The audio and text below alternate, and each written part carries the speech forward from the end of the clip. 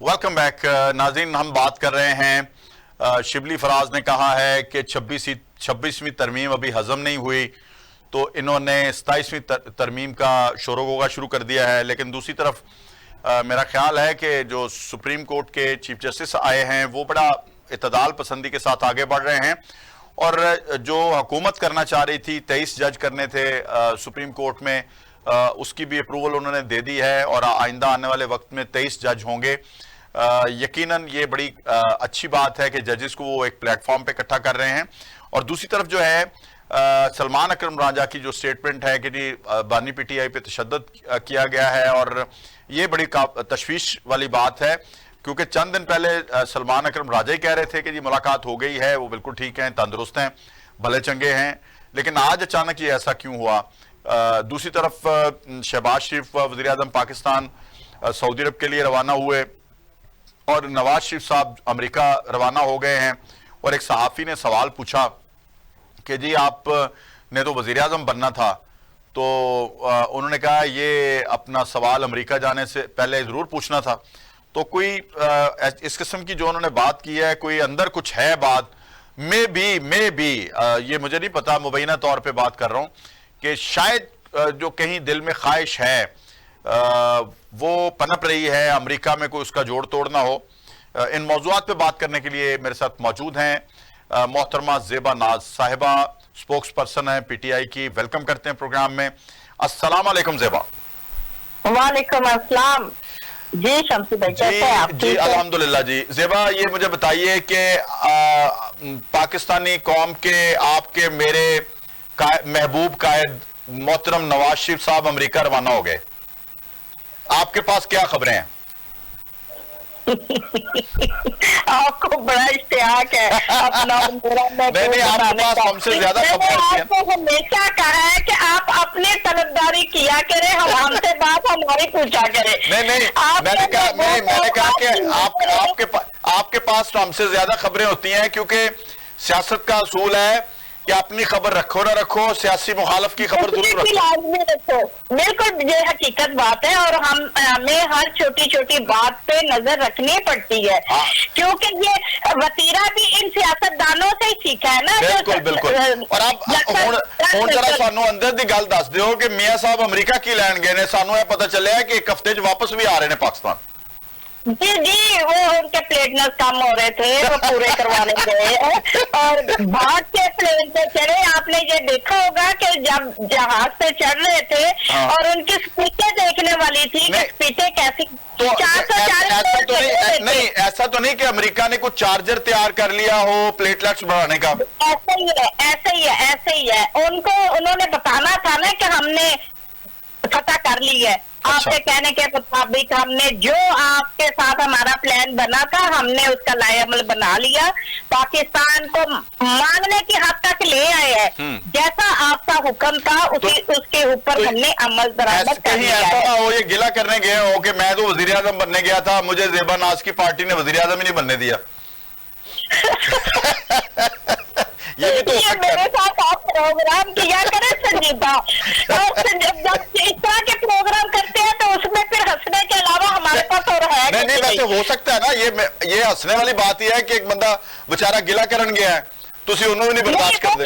तकरीर में कहते थे कि वो अपने ससुराली गांव में तकरीर कर रहे थे, तो उन्होंने कहा ओंजी ना होवे कि असी मर गए तकरीरा कर करके, तो पीछे देखिए तो कोई भी नहीं सी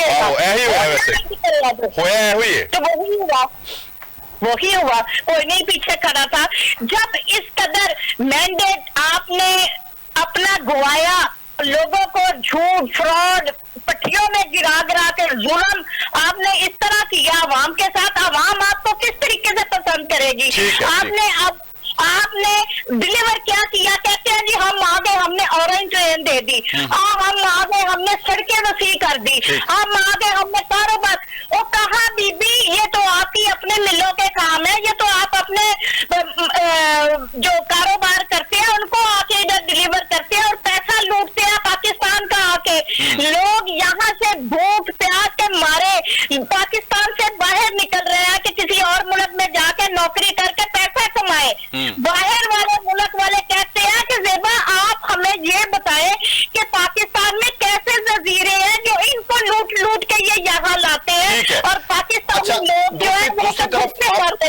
आपकी पार्टी की तरफ जाने से पहले ये अपना ये भी सवाल आपसे पूछ लें, क्योंकि यकीनन वजीर आजम पाकिस्तान जो है वो सऊदी अरब के लिए रवाना हुए और वहां वो जो इन्वेस्टर्स हैं उनसे भी मुलाकातें करेंगे और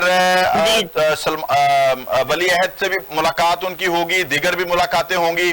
आपको क्या लगता है कि ये उनका दौरा कैसा रहेगा? पाकिस्तान के लिए कुछ गेन कर पाएंगे फाइनेंशियली कि नहीं?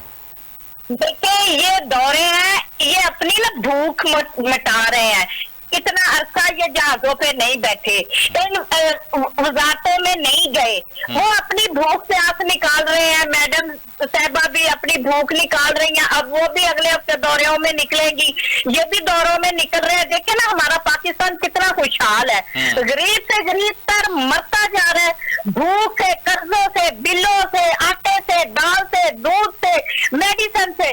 और हमारे मुल्क की तरक्की याफ्ता हुक्मरान देखें कि वो जहाजों से नीचे उतरते ही नहीं है।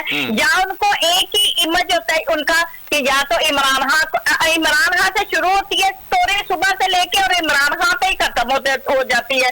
25 करोड़ अवाम की कोई स्टोरी नहीं सुना रहा कि हमारी अवाम का इस टाइम क्या हाल हो रहा है। लोग घरों के फर्नीचर बेच के बिल दे रहे हैं, घरों के फर्नीचर बेच के अस्पतालों की दवाइयां पूरी कर रहे हैं, घरों के फर्नीचर बेच के, जेवर बेच के बच्चियों के। हम तो अवामी लोग हैं भाई, हम तो हर वक्त अवाम में रहते हैं। इनको के एक दिन आप अवाम में जाके देखें, आपकी बोटी बोटी कर देंगे लोग।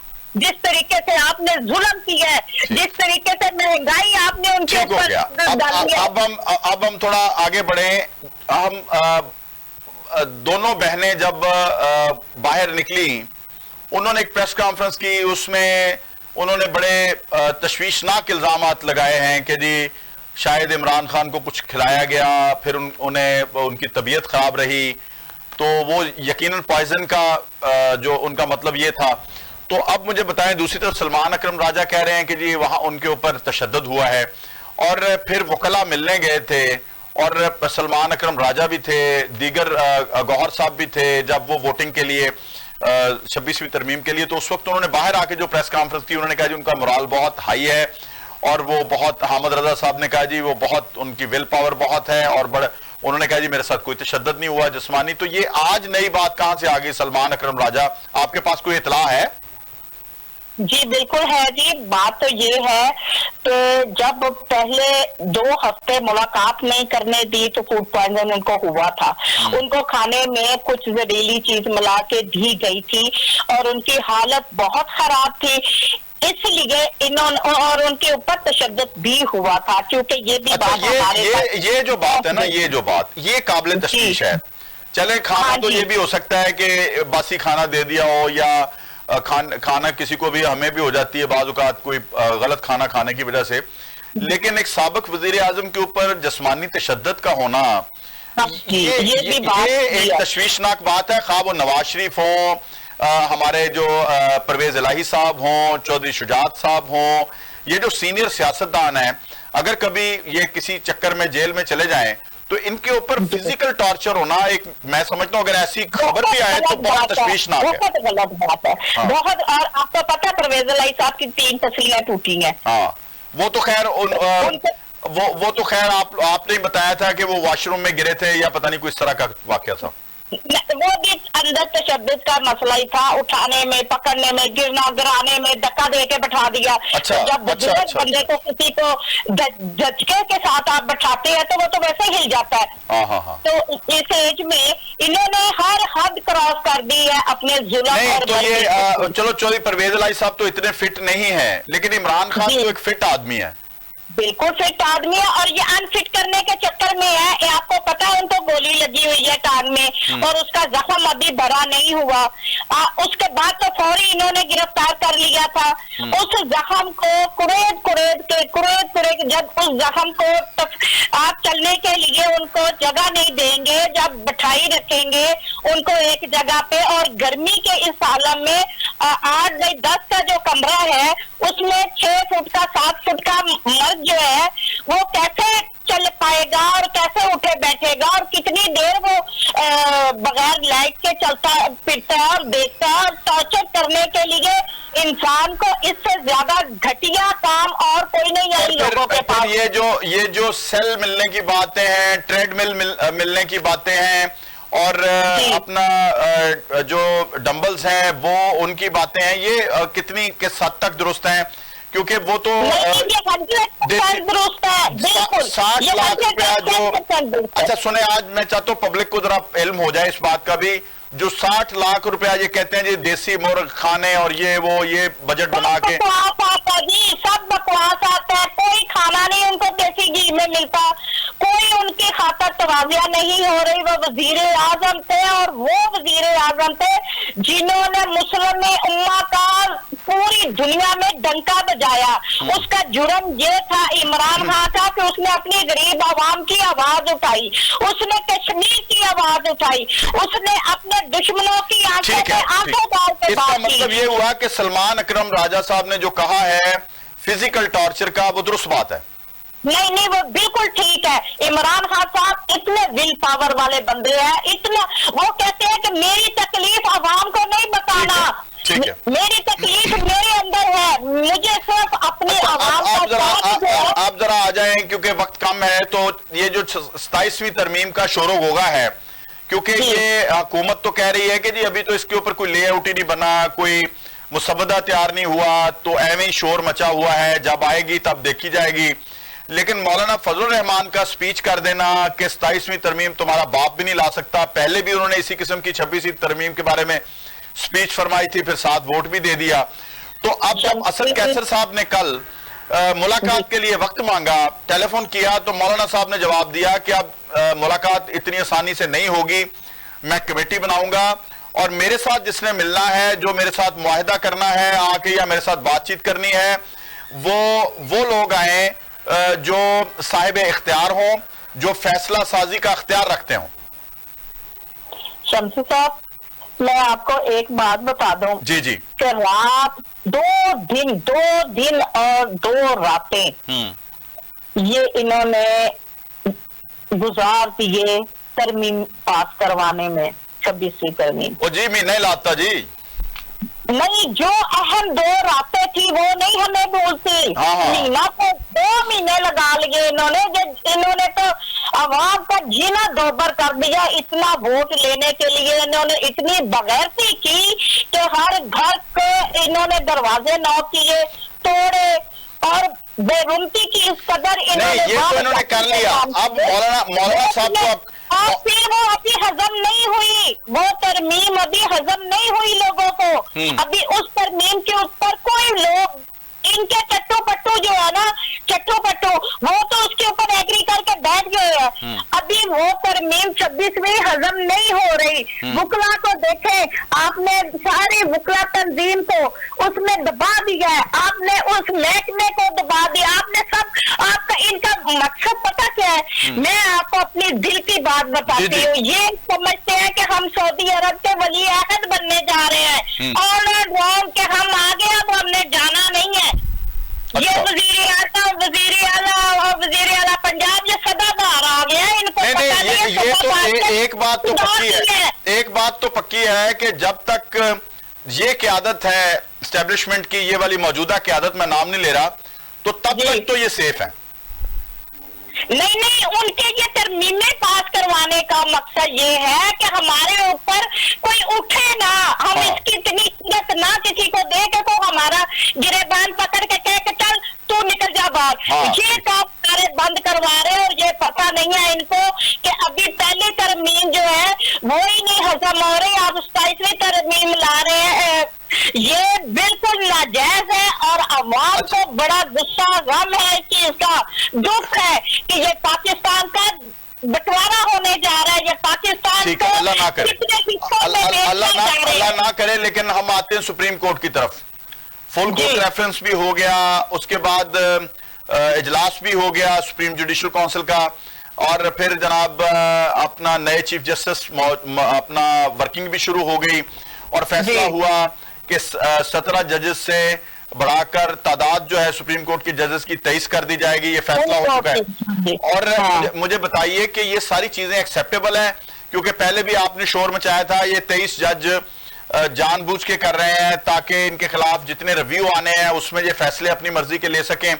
तो फिर जो नए चीफ जस्टिस आए हैं तो फिर तो जितना आप उनके ऊपर इत्तेफाक करते चले जा रहे हैं, लेकिन वो एजेंडा तो वही लेके आगे बढ़ रहे हैं जिस मकसद के लिए उनको लाया गया है। देखिए, हम ऐसे अदारों के ऊपर ये सिर्फ इकट्ठे कर रहे हैं, इनकी बुनियाद जो है ना, बेसिकली बीच में एजेंडा जो है वो अपनी सेफ्टी है, अवाम को रिलीफ देना नहीं है, या हुकूमत ये अवामी कुछ बेहतरी के लिए काम नहीं कर रहे, ये अपनी सेफ साइड के लिए जज भी बढ़ा रहे हैं, अपनी मर्जी के लगा रहे हैं, और जितने भी तबादले कर रहे हैं ये सिर्फ अपने लिए कि हमने सिर्फ रहना और ये कोई भी फैसला हमारे खिलाफ ना आए।